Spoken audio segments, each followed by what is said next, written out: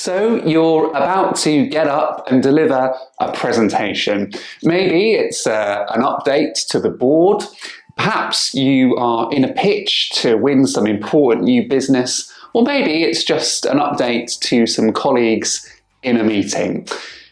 You're perfectly planned. You know exactly what you're going to say, and I tell you what, your slides couldn't look more beautiful.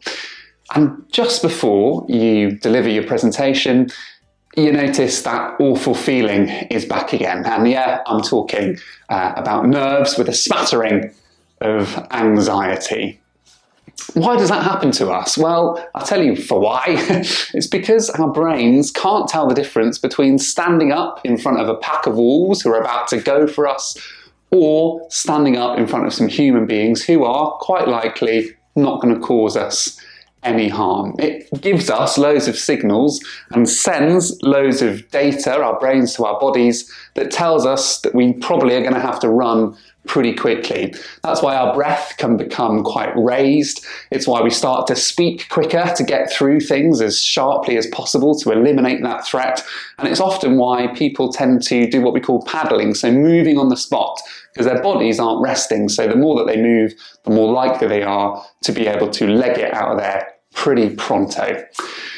So what do we do to combat that? Well, thankfully, there's a whole suite of techniques that we can steal from an actor's toolkit. And why an actor's toolkit? Well, I suppose they have to go on night after night to entertain thousands of people and still feel quite nervous. In fact, Sir Laurence Olivier was once asked, well, do you feel nervous when you go on stage? And he said, the day I don't feel nervous is the day that I give up acting. So they can be useful, but how do we deal with them when they get us to a place that we just don't have a great time?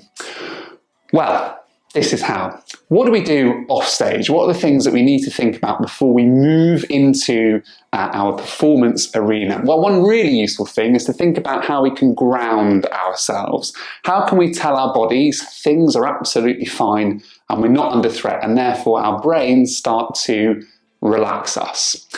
A useful way of grounding ourselves is to think about what your feet are doing. Ensure that they are hip width apart and pretty even Stevens, and that you're not leaning too far forward or leaning too far back. So the weight is evenly distributed through your feet. And then imagine some anchors are pulling your feet into the ground, whilst at the same time you're thinking upwards from the very back of your head. And then place the palm of your hand on your belly button and take some deep breaths. So as you breathe in, your belly button is pushed outwards, and as you exhale, your palm pushes your belly button towards your spine. And do that for 3 or 4 minutes, and you just start to reset your body, so your brain starts to think, I think this is fine, don't know why I was worried. But then what happens when you've done all your grounding, you're feeling nice and zen, and then you get up and it all goes out the window because you've got to do your slides and there's faces staring at you? Well, part of nerves means that we become quite self-conscious and focused on ourselves, and that's only useful if it turns into self-awareness. So how do we do that? Well, a useful thing can be to really think about what our intention is. What are we trying to do to our audiences? And a way of doing that is to use an acting tool called actioning. Actioning is using transitive verbs before we say a line, but we do that in our heads.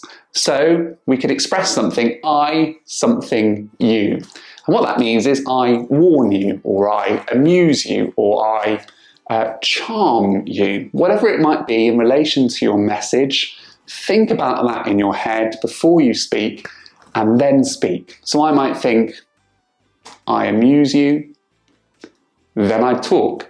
So it's all about what you're trying to do to the audience. And between each sentence, you can have that thought in your head. You can plan those actions before you speak. And if it goes out the window, it doesn't matter, because you know the intent is just about moving something forward using those transitive verbs, because suddenly the focus is on the other and not on ourselves.